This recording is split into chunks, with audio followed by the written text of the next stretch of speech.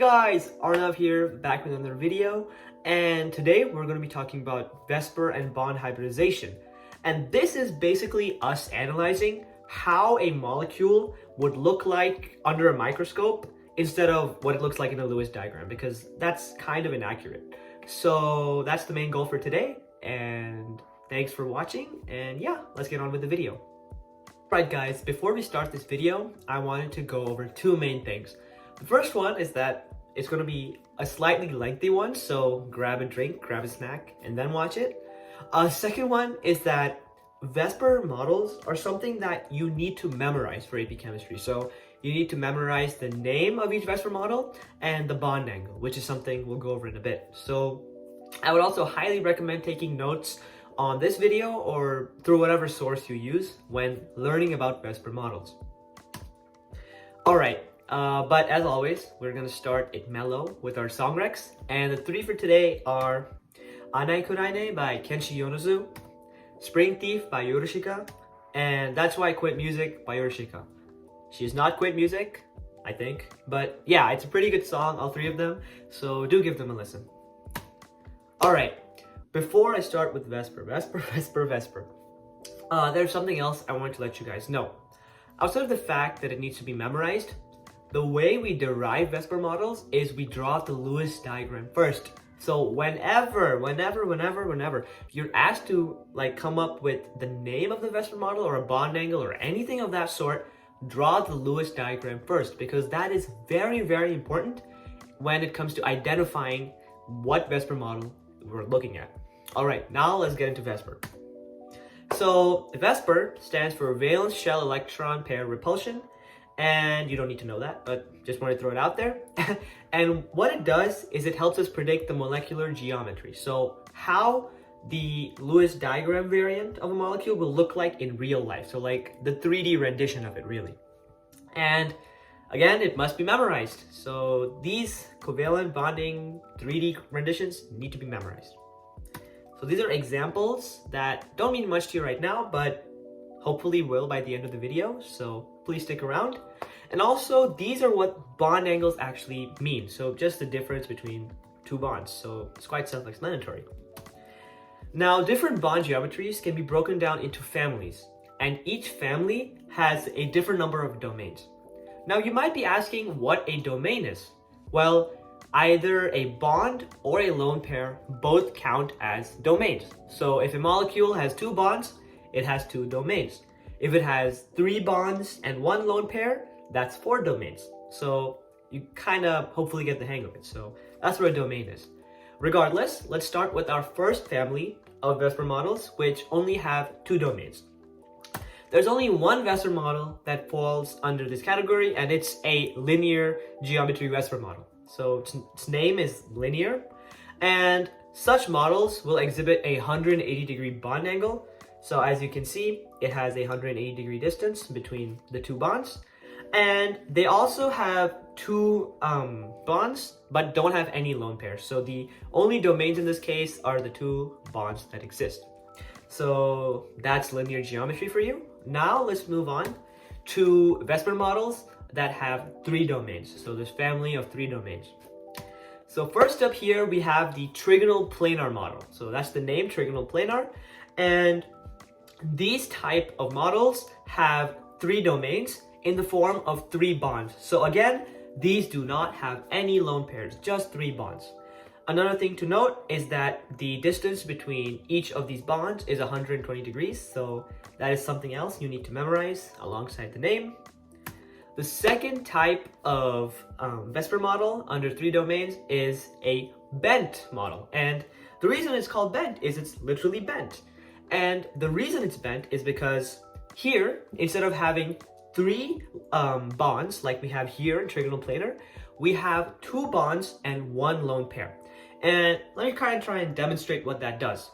So I only have two hands, but if you had the three bonds like the previous one, you would just have one here, and one here, right on the top. But instead here we have a lone pair. And what that lone pair does is it causes repulsive forces to come about, and that kind of squeezes these two bonds here, kind of like squeezes them down a bit.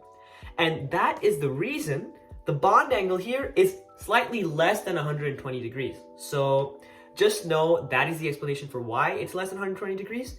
And if you want to be exact, it's around 109.5 degrees. On the AP exam, you should never write less than 120 degrees because you won't be given credit. However, my AP Chem teacher said that if you just write like just the value I've given you, 109.5, or something that's less than 120 and kind of close to it, you will get credit. So it's a huge range of correct answers, but don't just write less than 120 because that's not specific enough. Also, just to recap, we have 2 bonds and 1 lone pair. Now we're moving on to the family with 4 domains. The first VSEPR model under this is tetrahedral. Tetra for 4, and coincidentally, it also has 4 bonds. So 4 bonds, no lone pairs, and a bond angle of 109.5 degrees. So there's going to be that like degree between each of the bond angles. So that's something else to memorize. Next up, we have the VSEPR model of trigonal pyramidal. And the reason is it kind of looks like a pyramid, right? As you can see from this model. And again, the same thing we discussed on the last slide applies here, where since we have 4 domains in the form of 3 bonds and a lone pair, that lone pair on the top is going to kind of squish all these bonds away, like kind of together because it's repulsive, right? So it's going to squish them together, and that causes for the bond angle to be slightly less than 109.5 degrees. And if you want kind of a rough estimate, it's around 107 degrees. So if you write that down on the AP test, you should be good. So how is trigonal pyramidal different from tetrahedral?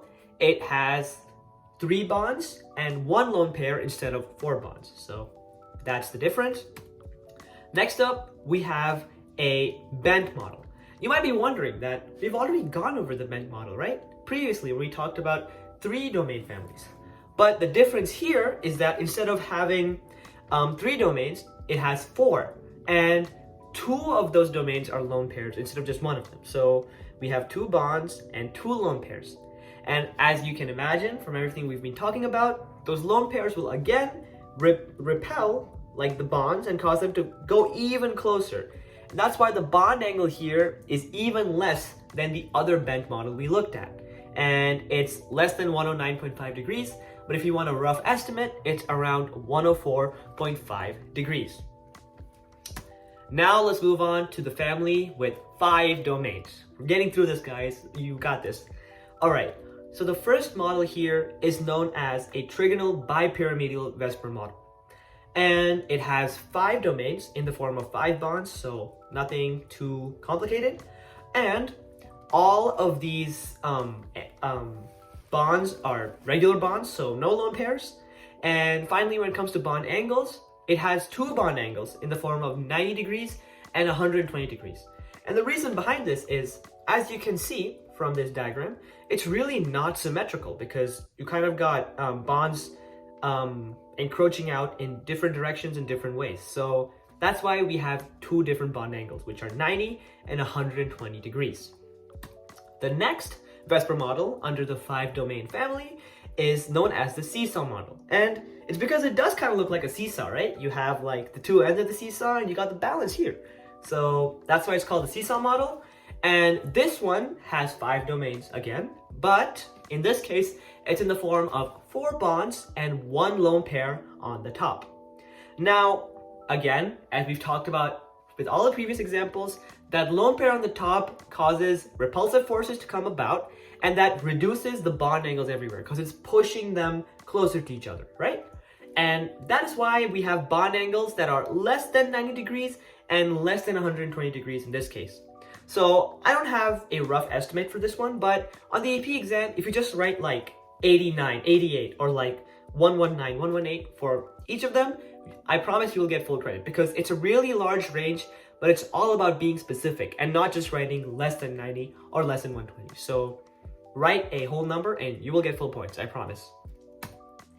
Still in the 5 domain family, this family has quite a few VSEPR models.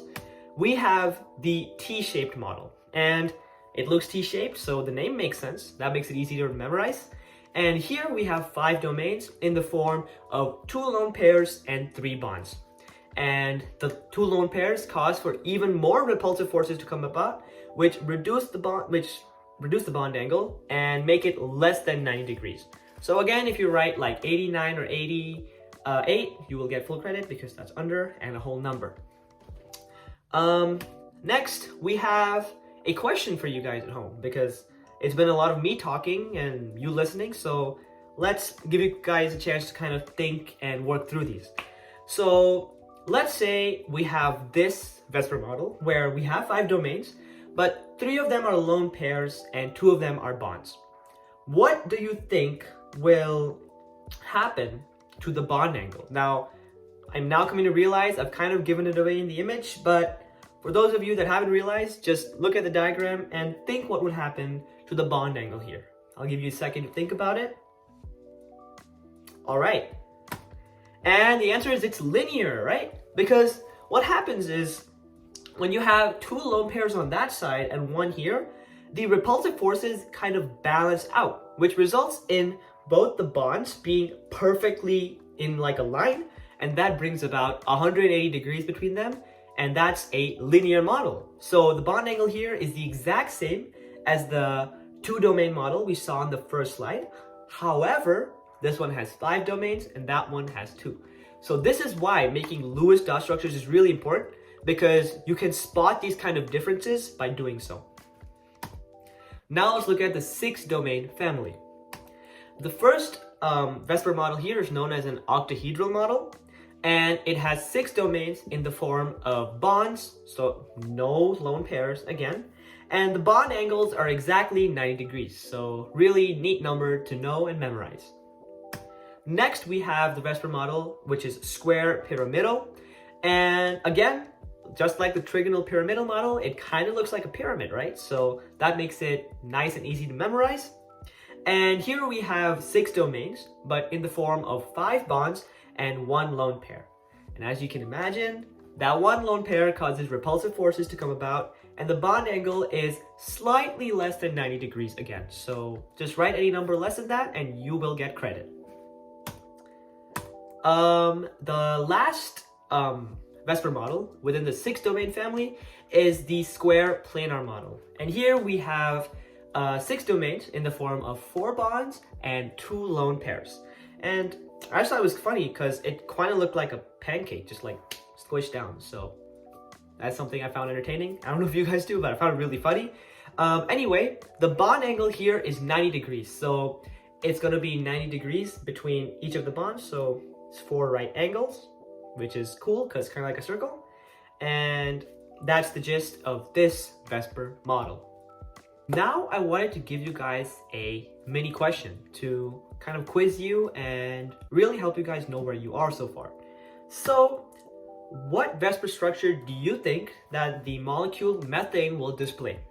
Now, again, the first step always should be to draw out a Lewis diagram. So I'll give you guys a few minutes to do that. And then once you do that, you can determine both the name of the VSEPR model and the bond angles. So again, I'll give you a minute to do that.